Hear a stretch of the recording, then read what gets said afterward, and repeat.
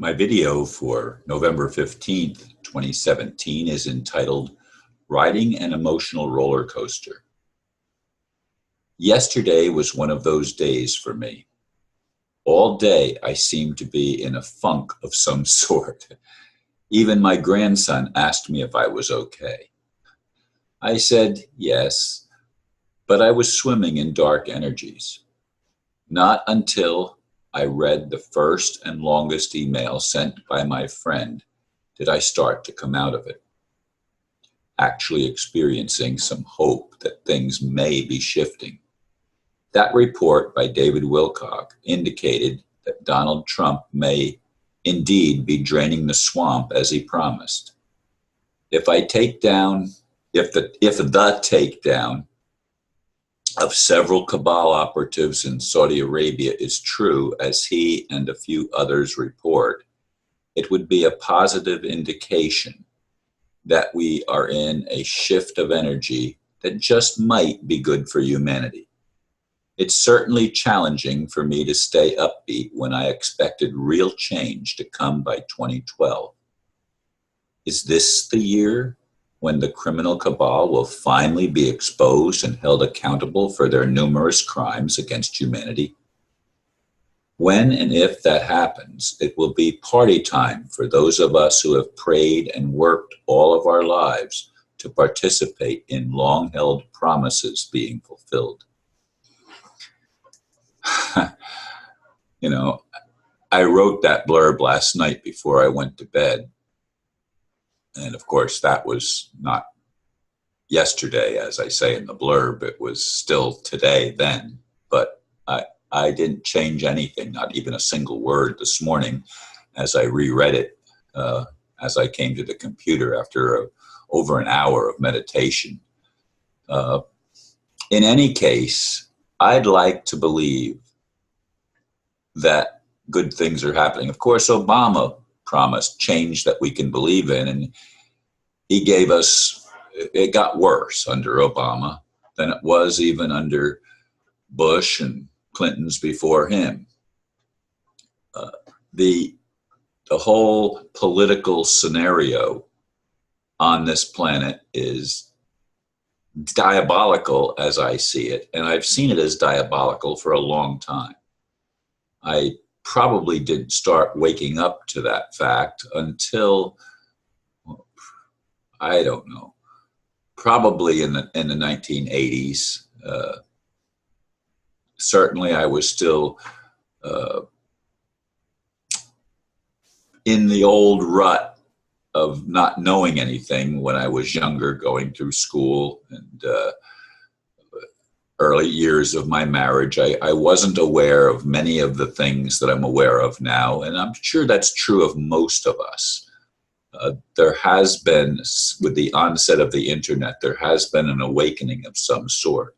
And of course, the internet was something that was created by the cabal to spy on us so that they would know through Facebook and YouTube and all of the other back doors that are put into the internet by the Windows operatives and even the Apple operatives. I mean, the whole thing to me is part of a scam, and yet at the same time the scam is backfiring on some of the operatives because people are at least able to access things that are not reported in mainstream media. Mainstream media is, as I see it, probably 99% diabolical. And that 1% that has controlled the world, which is the real diabolical thing, that they control the media, the 1% of the world's population, which is even much less than 1%, that owns most of the world's wealth and controls everything, are fake Jews, as I've said in so many times, are the Ashkenazi Jews, the Zionists, the people that have a very dark agenda, and they've been pushing that dark agenda on humanity and pushing it forward for all of my life and all of your life, unless you're very, very old, which I doubt. anybody actually is, although there are reports that some of the Chinese dragons are actually hundreds of years old. I don't know if that's true or not. I tend not to believe it, but I don't know. There's lots of things I don't know. There's lots of things you don't know. And we've been lied to all of our lives. The things that have made it to the so-called mainstream information circuit, if you want to call it that, are very, very manipulated and not truthful. That's putting it mildly. And the people that have been running roughshod over us have been horrific in their regard to how they've treated little children. The pedophilia is rampant among the so-called elite establishment. And that's being exposed, and that's a good thing. Now, I wonder, with this takedown in Saudi Arabia of people there, if that's just not another Zionist thing, because remember, Donald Trump has family that's very deeply connected to the Zionists. So I really am uncertain what exactly is going on. But David Wilcock seems to think that the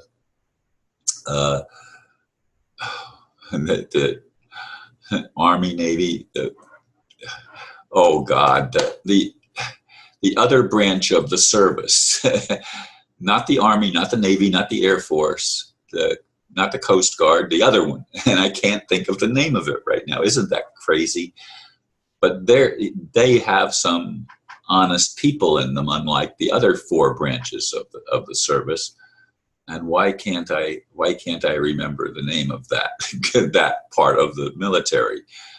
But anyway, that's the conjecture, and it's all conjecture until it happens. I can't believe anything that anybody says until it's actually experienced by humanity, until it makes it to the mainstream news and it's irrefutable evidence that something has transpired that shifts everything over to the good. Now, even in David Wilcock's thing, they say there's going to be some real turmoil as the arrests start taking place in the United States, and I expect that arrests to include whatever clones there are of the Clintons, if indeed they're dead, as some people suggest, and George H.W. Bush and George W. Bush, and this whole cabal needs to be taken. They need to either repent or be taken out.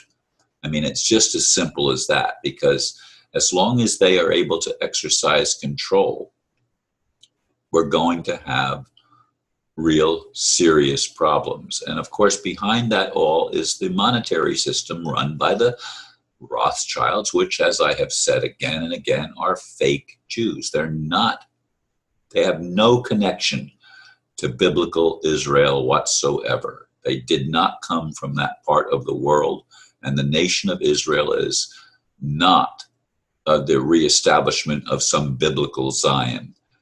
That is just total brainwashing.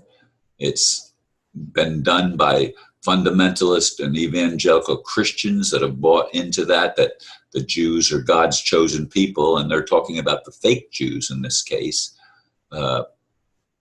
Even if some of the Bible is true, there's a lot of stuff there that's been manipulated by King James, and I grew up with the King James Bible and thought it was the authorized version and the most accurate, but I was wrong.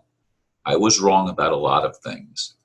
And that's why I ride an emotional roller coaster, because I realize so many of the things that I was taught all my life and believed all my life have proven not to be true.